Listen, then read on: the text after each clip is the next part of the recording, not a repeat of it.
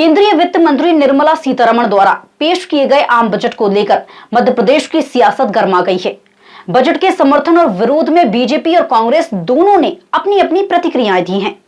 BJP जहां इसे 2047 के विकसित भारत का बजट बता रही है, वहीं कांग्रेस ने इसे जनता विरोधी करार दिया है। सबसे पहले मध्य प्रदेश के मुख्यमंत्री डॉक्टर मोहन यादव ने केंद्रीय बजट को विकसित भारत के संकल्प की दिशा में अहम कदम बताया। उन्होंने कहा कि बजट में गरीब, किसान, महिला और युवाओं को प्राथमिकता दी जाएगी। इंफ्रास्ट्रक्चर, कृषि, उद्योग और रोजगार के क्षेत्रों में यह बजट देश को नई गति देगा। मोदी सरकार द्वारा उनकी तीसरे टर्म का ये जो बजट आया, इसमें यशस्वी प्रधानमंत्री की सरकारों के माध्यम से तो 12वां बजट है, लेकिन वित्त मंत्री द्वारा नवा बजट जो प्रस्तुत किया गया है, मेरी अपनी ओर से बहुत बहुत बधाई। ये विकसित भारत 2047 का बजट पेश है, जिसमें गरीब, युवा, अन्नदाता और महिलाओं पर विशेष फोकस किया गया। खास करके बजट की जो दिशा और लक्ष्य है, वो लक्ष्य भारत को सशक्त भारत की तरफ ले जाने का है, जिसमें आर्थिक ग्रोथ को बढ़ावा दिया गया है। सभी वर्गों के साथ जनता के कल्याणकारी योजनाओं पर विशेष ध्यान दिया गया है। खासकर भारत को बायोफार्मा हब बनाने की दिशा में विनिर्माण क्षेत्रों के लिए रणनीतिक विकास की दृष्टि से पर्याप्त धनराशि का प्रबंधन किया गया है। क्लिनिकल ट्रायल स्थलों का विकास किया जाएगा, जिसमें 1000 ट्रायल स्तर बनेंगे।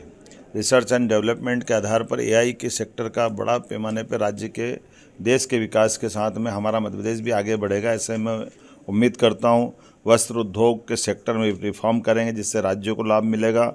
5 लाख से ज़्यादा आबादी वाले शहरों का विकास और ख़ासकर इसके लिए 5000 करोड़ का प्रबंधन करने का व्यवस्था की गई। छोटे शहरों में भी तीर्थ स्थलों का विकास करने का पर्याप्त ध्यान दिया गया है।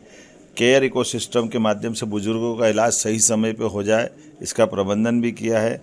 देश के प्रत्येक जिले में एक महिला छात्रावास बनाने का निर्माण, ये नारी सशक्तिकरण की दिशा में ठोस कदम है।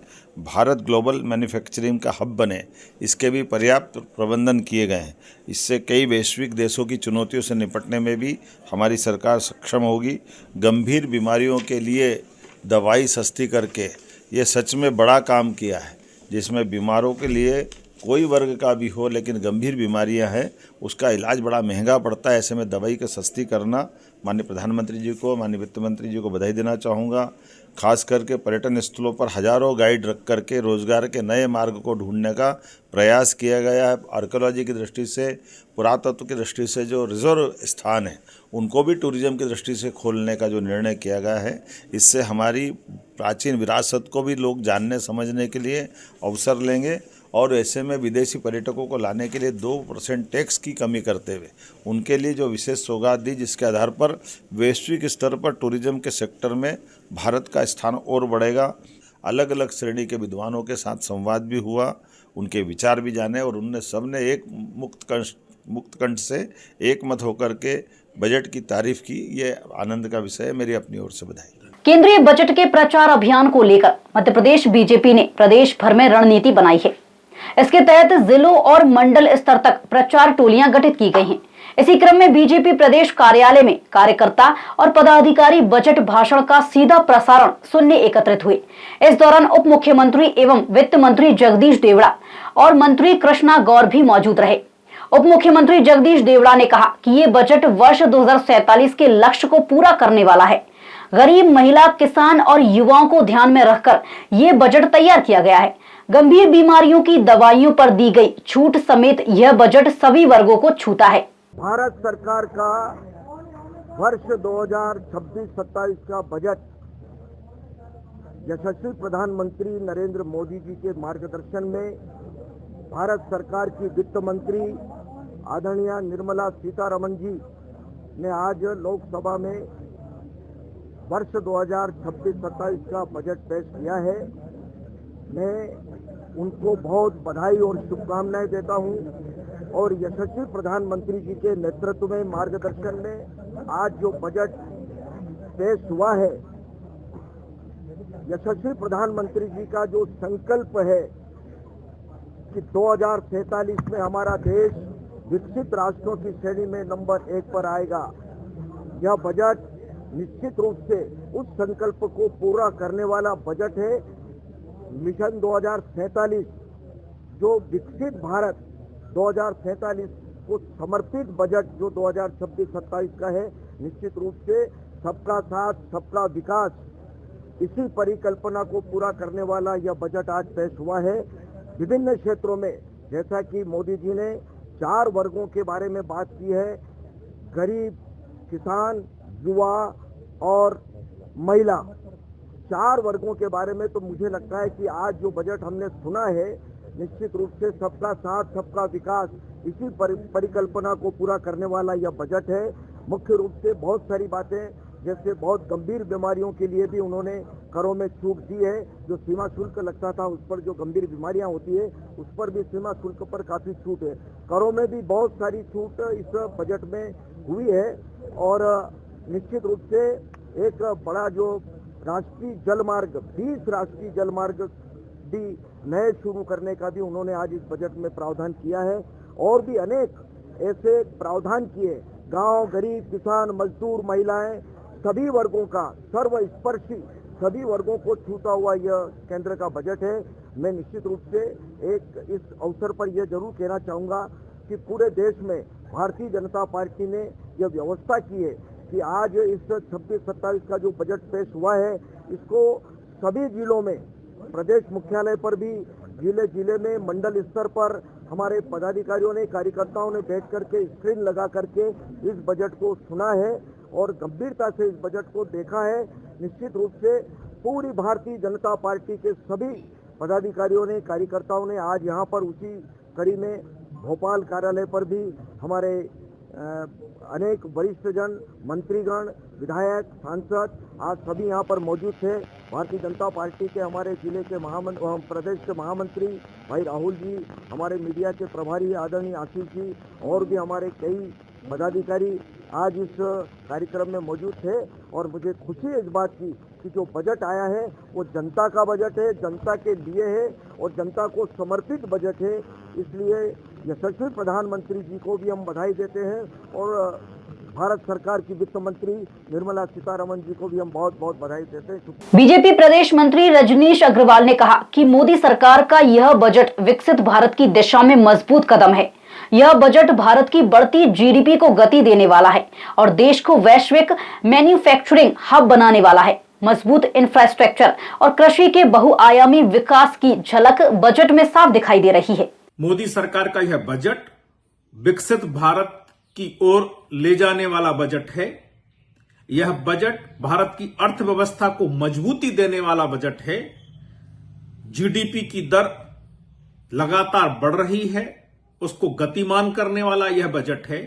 यह बजट भारत के सभी वर्गों, समुदायों को साथ लेकर चलने वाला बजट है, लेकिन साथ साथ में इस बजट में एक आधुनिकतम अप्रोच दिखाई पड़ती है। साइंस, टेक्नोलॉजी, एआई का प्रयास दिखाई पड़ता है। इस बजट में भारत को विकसित बनाने के लिए न केवल लेटेस्ट इंफ्रास्ट्रक्चर, मजबूत इंफ्रास्ट्रक्चर, बल्कि उसके साथ साथ में खेती के विविध आयामों को विकसित करने की और दुनिया के बाजार के हिसाब से भारत को कारखाना बनाने की ओर ले जाने वाला बजट है और रोजगार के विभिन्न प्रकार के अवसर को खोलने वाला बजट भी है। यह बजट दुनिया के साथ कदम ताल करने वाले भारत का बजट है। यह बजट निश्चित तौर पर जो डिमांड दुनिया की हो या भारत की जो आवश्यकताएं हो उसके हिसाब से तालमेल करने वाला बजट है। ये भारत को निश्चित तौर पर विकसित बनाने वाला बजट है। वहीं कांग्रेस ने केंद्रीय बजट पर सरकार को घेरा है। नेता प्रतिपक्ष उमंग सिंघार ने कहा कि इस बजट में युवा, किसान, मजदूर और गरीब वर्ग की अनदेखी की गई है। घर घर पेयजल और आयकर को लेकर बजट निराशाजनक है। केंद्रीय बजट आया, केंद्रीय बजट के अंदर कोई किसानों के लिए नई बात नहीं। मोदी जी हमेशा कहते रहे 2014 से हम किसानों की आय दुगनी करेंगे। मध्य प्रदेश के किसान परेशान रहे एमएसपी को लेके, मक्का को लेके। मक्का 1000, 1200, 800 रुपए में बेचना पड़ रही। किसान अपना उत्पादन में जितनी लागत है उसके पैसे नहीं निकाल पाया।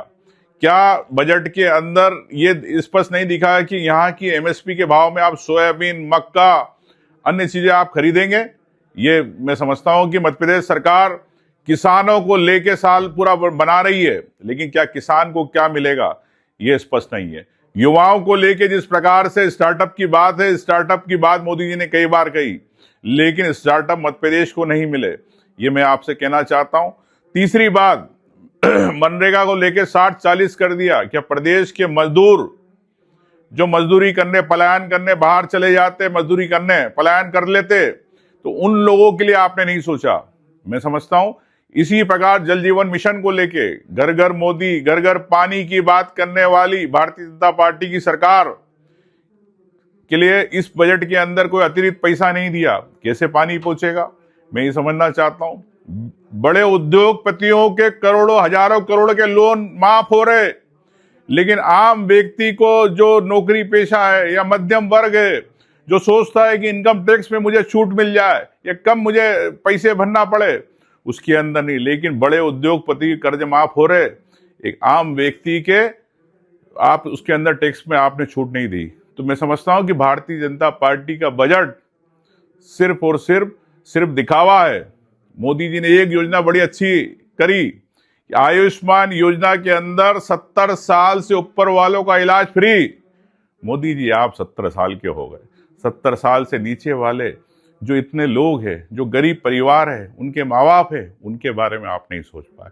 मैं समझता हूं कि कई विसंगतियां हैं, और जब आप जन सेवा कर रहे हैं, जन सेवा उद्योगपतियों की नहीं, आम व्यक्ति की सेवा होना चाहिए, ये मैं कहना चाहता हूँ। इसी कड़ी में मध्य प्रदेश कांग्रेस मीडिया विभाग के अध्यक्ष मुकेश नायक ने भी प्रतिक्रिया देते हुए कहा कि ये बजट आम आदमी की अपेक्षाओं पर खरा नहीं उतरता और जमीनी मुद्दों से कटे हुए वादों का दस्तावेज है। सरकार द्वारा पेश किया गया बजट यथास्थितवादी और आर्थिक असमानता को बढ़ाने वाला होगा, क्योंकि इस बजट से बड़े लोगों को फायदा होगा, मध्यम वर्गीय और उससे नीचे जीवन यापन करने वाले लोगों को कोई फायदा नहीं होगा।